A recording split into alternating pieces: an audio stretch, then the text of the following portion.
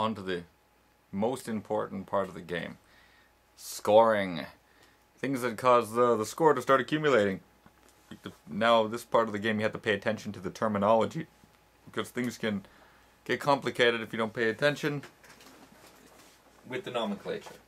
Now, most of the scoring of the game happens to center around the farika, or the center spire of the game. It looks like a pitchfork. And now, actually, spire's a little longer. But the most important part is that once you have the pilo, the stick objects in the game are the ones that have to do the scoring around the goal. You can't just be throwing balls with your hands at the goal. Usually players without the sticks don't really do a lot of the scoring around the farika. They do a lot of eliminations and passing around the goal, but they are not really responsible for that. So with the three major sticks in the game, the hylos, the sikla, and the gladius, players are to fling and strike the ball towards the goal to strike the farika. And depending on which portion of the goal is struck, the scoring changes accordingly. So I'm going to go over the various parts of the goal, and I'm going to tell you basically what the scoring is and what happens when certain parts of the goal are struck. Let me just erase that so we can get a good kind of perspective on that. It's about that high, and then there's the tanzu that kind of goes around it. Now, different parts of the goal have sort of different names. For instance, say a player throws the ball and they strike the center spire. This is known as the spiro.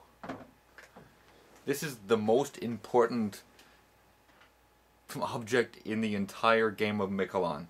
When you strike this center spire, also known as a spiro, your team gets 1 point. In addition, after this occurs, one of the players that does not have a stick can come into the tanzu and grab a dala, one of the bigger balls. They can run in, and then they can try to run it out and cross the kaga line in order to get an additional 10-point score.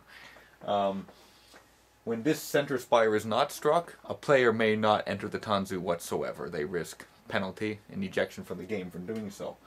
So the spiro, 1 point, allowing you to take the ball out. The next one, you strike one of these side posts. These are known as proyas.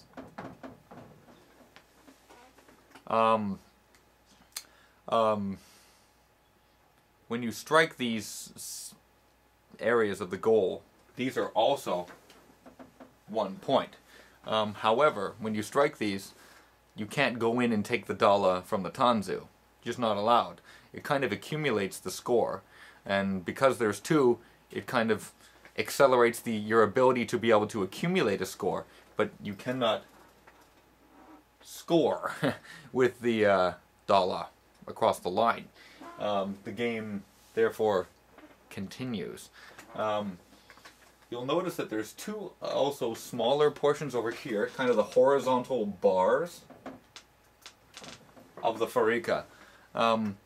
These are neither kind of a vertical base, and they're neither one of the three prongs of the farika. They're neither. And when the ball touches these, 0 points, and the game continues.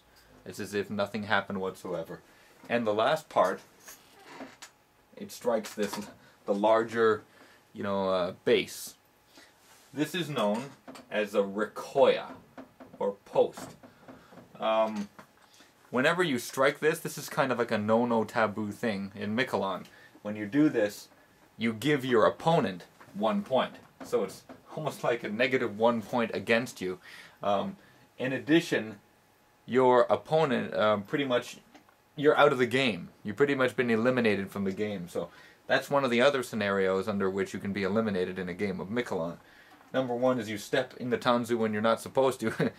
And another one is you strike the Rikoya, giving your opponent 1 point and ejecting you from the game.